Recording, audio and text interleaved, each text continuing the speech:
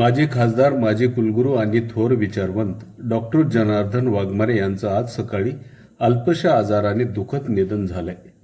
त्यांच्या जाण्याने लातूरच्या सामाजिक, शैक्षणिक आणि वैचारिक क्षेत्रात मोठी पोकळी निर्माण झाल्याची भावना राष्ट्रवादी काँग्रेसचे नेते तथा माजी मंत्री आमदार संजय बनसोडे यांनी व्यक्त केली आहे.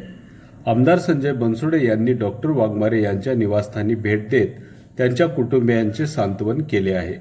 यावेळी ते बोलताना म्हणाले की डॉक्टर वाघमारे हे केवळ शिक्षण तज्ज्ञ किंवा राजकीय नेते नव्हते, तर ते समाजाला दिशा देणारे एक थोर विचारवंत होते.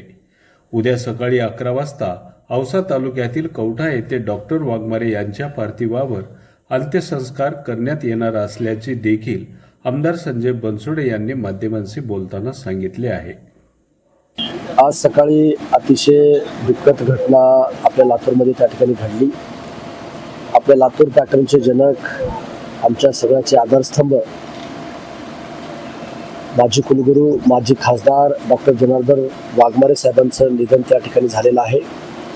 आत्ताच त्यांचं आम्ही अंतिम दर्शन त्या ठिकाणी आम्ही घेतलं आणि उद्या सकाळी 11 वाजता त्यांच्या मूळ गावी कवठा येथे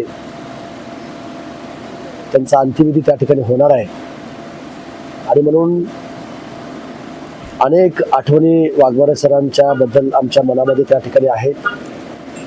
आज त्यांच्या कुटुंबांची सांत्वना सुद्धा आम्ही त्या ठिकाणी केली. या दुःखातून सावरण्याची शक्ती मिळो अशी सुद्धा प्रार्थना आम्ही त्या ठिकाणी केली.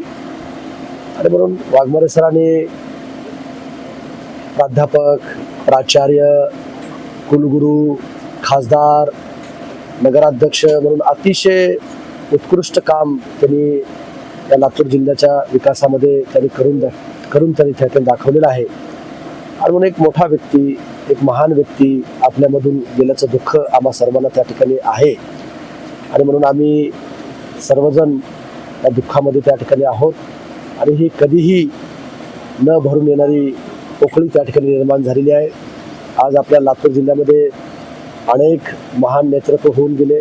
आज निलंगेकर साहेब आपल्यामधून निघून गेले, विलासराव देशमुख साहेब आपल्यामध्ये निघून गेले, गोपीनाथ मुंडे साहेब निघून गेले. परवाच आपले आदरणीय ऋषितुल्य व्यक्तिमत्व शिवराज पाटील चाकूरकर साहेब सुद्धा त्या ठिकाणी निघून गेलेले आहेत. आणि आज सकाळी 8 वाजता वाघमारे साहेबांचं सुद्धा निधन 93व्या वर्षी त्या ठिकाणी झालेलं आहे. आत्ता मी त्यांच्या कुटुंबाशी चर्चा करत असताना अनेक आठवणींना उजाळा त्या ठिकाणी देण्याचा प्रयत्न त्या ठिकाणी झाला.